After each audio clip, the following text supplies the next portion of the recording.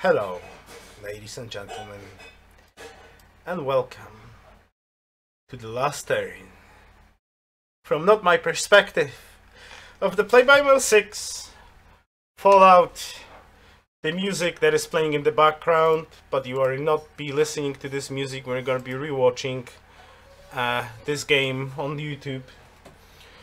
The soundtrack list, Westworld soundtrack, very fitting. Silverado has fallen without any resistance because I didn't put it into my brain two things. The first thing that we agreed on 2010 is that nobody really counted of not waging war. And the second thing that you can actually, I don't have time to wait for declaration of war against Rome because Rome's capital and has fallen instantly due to the lack of resistance from Rome whatsoever. So the only thing that Mr. Gentelmen had to do is to prepare to take 3 capitals in one swift move to win the game.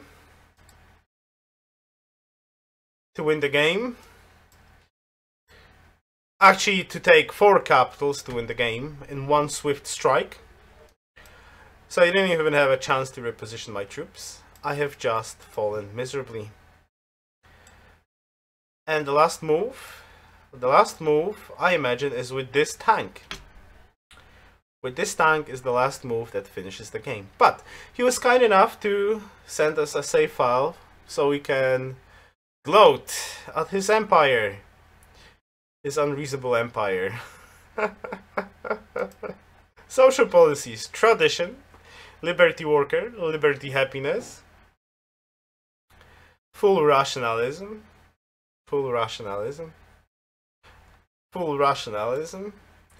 and a lot of stuff in autocracy. Mobilization, united front, militarism, futurism. This is actually a social policy that was an extremely good choice. Like, I am not mentioning about like I'm not mentioning like the fact that he won World's Fair, you know. But him picking autocracy and actually grabbing futurism caused so much pain to my empire.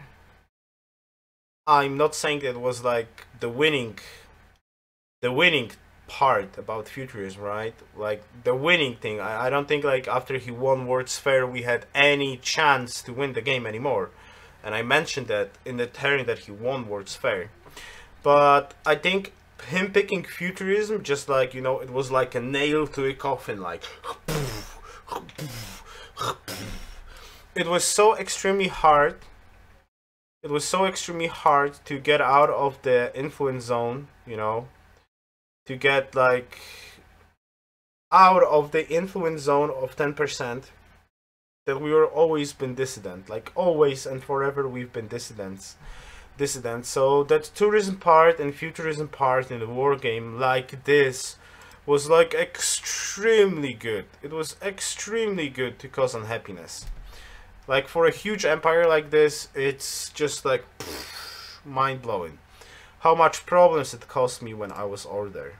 And I'm taking away the World's Fair part because I think this game absolutely ended when the players voted up World's Fair and gave the leader of the game World's Fair in a game like this. Not mentioning all the other facts like the deal that I made with Byzantines and so on.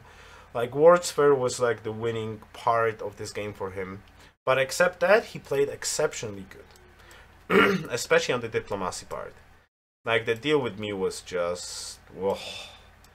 It was not good for me. Because all the other players, the only real enemy that he needed to clear out was Ethiopia. When Ethiopia fallen, it was just like GG, you know. So Ethiopia fallen, and I still couldn't do anything, right? And the rest of the players were absolutely not relevant, right? So he picked them one by one.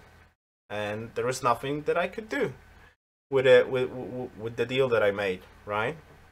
So that was very smart gameplay on him, and dumb gameplay on me. I think like next time, lesson learned, don't take any deals like that. like in a position that I've been, probably it would be just better off for me to try, better off for me, because the outcome would be the same, to not take the deal and try to defend in the early game somehow, even maybe die. But you know, like, it would be better to all the players in the game if I would at least resist at that point of the game. Next time I will play a 2-year play by email, exactly. Because in this one it turned out to a total disaster. The outcome is exactly the same. I made a deal not to die, but the deal cost me to die. So like, you know, no, I'm not starting any play by emails. No, I'm not starting. I don't know when I will start another play by email. I think after I'm gonna finish the remaining 2. Because turns with me just take extremely long time. Anyways, I'm dead. He won. First of all, I didn't pay attention to how much turns of that deal, you know, we gonna fight in 20 turns have passed. So I didn't even have a chance to move my troops to try to defend my capital. And the second part why it happened so fast is I didn't even think that he can take 4 capital. Like, he didn't take... Yes, I can. Oh my god, okay, the chair is dead. And I need to turn my kid a cartoon. I'll be right back.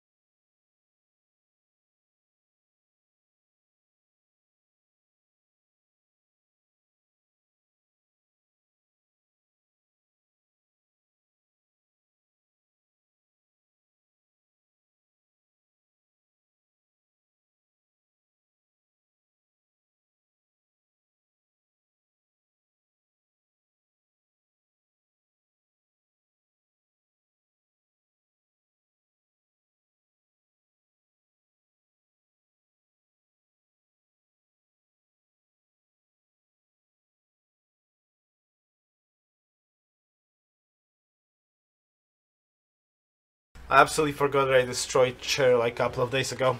Yeah, Byzantines won the game. So, I don't remember exactly what I said, but it didn't occur into my brain that he can set up, and like not before my turn, but in his turn, according to the rules, he can take Rome capital, and in his turn also remove me from the game. That thought didn't occur to me, so there was no epic defense. There was no epic defense. The game just ended without me shooting a single shot. The only war and only domination play by email that I had was against Persia. So all the stuff that I built, all the zeros, all the bombers, all the fleet did not fire a single shot in this game against Byzantines. This is quite sad, but this is how it ended. and only shows how little of an experience I have in play like turn-based combat and turn-based game, you know. I'm a play-by-email noob. This is the lesson learned from all of the play-by-emails that I'm playing. I'm a play-by-email noob. In comparison to experienced play-by-email players, I'm just a noob. And let's leave it like this. And just keep on gloating on the empire that we have seen him here. Of course, top demos, 1712, casual 1712 hammers, casual fill-out tradition, rationalism, and a lot of stuff in autocracy, just casually, and winning a 12-player standard speed game without wonders. Excellent job, good game, good game. Even the experienced play-by-email players. Well, this is the fun fact quest about play-by-email's experience, you know. I basically started most of my play-by-emails games, I started at the same time. And since it takes years to finish a play-by-email game, so it's kinda hard to get experience while playing multiple play-by-email games, because the ones that I already played, I probably be playing differently due to knowledge that I acquired in the same play-by-email, right? So, like the game is doomed due to a lack of experience, but you're learning in a game that is already doomed, right? Because it takes years. I think they are playing play-by-email since the game was released, and they have been playing play-by-emails in Civ 4, in Civ 3, in Civ 2 probably, at least the Polish community on the forum quest. So like those games are like played.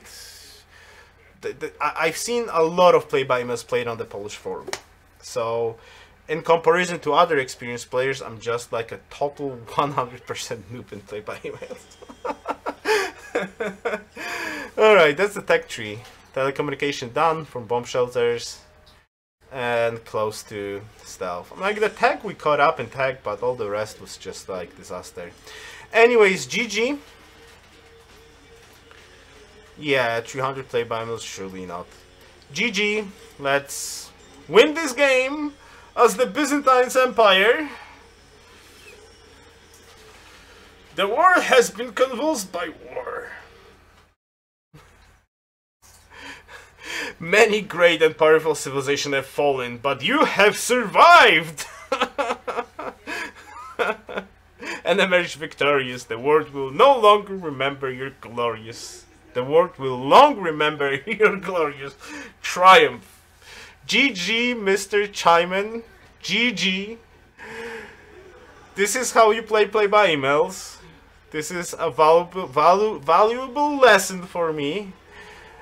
Tremendously good job. Tremendously good job. Let's take a look at the map. I wonder if it's going to crush my game or not. So, 1, 2, 3, 4, 5, 6, 7, 8, 9. Wait. 1, 2, 3, 4, 5, 6, 7, 8, 9, 10, 11, 12. Okay.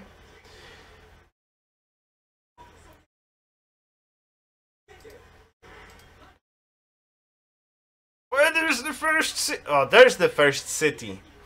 Turn 34. The first city has been planted. Here's the city. Germany. Celts. Persia. Japan! One of the last settlements. Yeah, they play multiple at once, that is true. Hey, I finished in the second place, not bad. Well, second place is not winning. 3 cities, 3, 2, still OCC.